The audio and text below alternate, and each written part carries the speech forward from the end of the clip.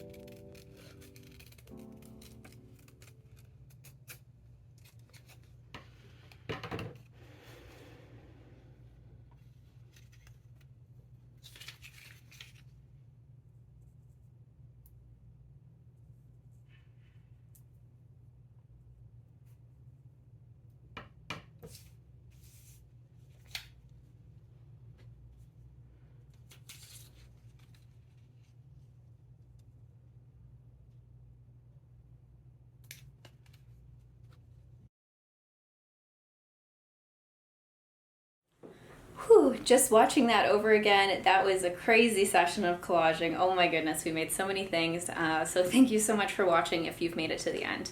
I have a lot of other videos featuring collage. Please make sure to go take a look, it would mean a lot.